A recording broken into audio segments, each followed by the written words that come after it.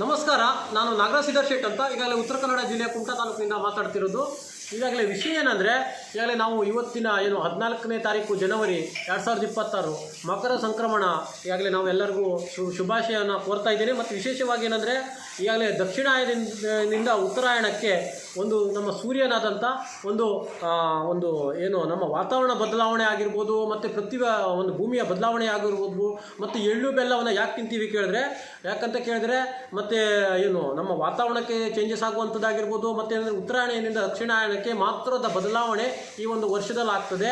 ಆ ಒಂದು ನಿಟ್ಟಿನಲ್ಲಿ ಈಗಾಗಲೇ ಎಲ್ಲರಿಗೂ ನಮ್ಮ ಹಿಂದೂ ಧರ್ಮದವರಾಗಿರ್ಬೋದು, ಬೇರೆ ಧರ್ಮದವರಿಗಾಗಿರ್ಬೋದು, ಇದು ನಾವು ವಿಶೇಷವಾಗಿ ಶುಭಾಶಯನ ಕೋರ್ತಾ ಇದ್ದೀನಿ.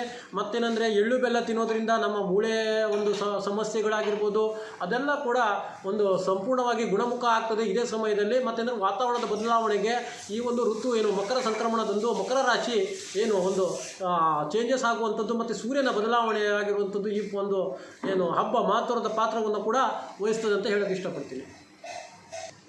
ಎಲ್ಲರಿಗೂ ಈ ಒಂದು ಮಕರ ಸಂಕ್ರಮಣದ ಒಂದು ಆರ್ಥಿಕ ಶುಭಾಶಯನ ಕೋರುತ್ತಾ, ಮತ್ತೇನೆಂದರೆ ಎಲ್ಲರಿಗೂ ಕೂಡ ಈ ಒಂದು ಬುದ್ಧಿ ಮತ್ತು ಆಯುಷ್ ಆಗಿರ್ಬೋದು, ಒಳ್ಳೆಯ ಆರೋಗ್ಯ ಎಲ್ಲ ಕೊಟ್ಟು ಈ ದೇವರು ಸೂರ್ಯನಾರಾಯಣನಾದಂಥ ಎಲ್ಲ ಜನರಿಗೆ, ಎಲ್ಲ ಧರ್ಮದವರಿಗೆ ಒಂದು ಬುದ್ಧಿ ಆರೋಗ್ಯವನ್ನು ಕೊಟ್ಟು ಒಳ್ಳೆ ರೀತಿಯಿಂದ ಇಡಲಿ ಮತ್ತು 100 ವರ್ಷಗಳ ಕಾಲ ಒಂದು ಸಹಬಾಳ್ವೆಯನ್ನು ನಡೆಸಲಿ ಅನ್ನೋದೇ ನಮ್ಮ ಆಶಯವಾಗಿದೆ.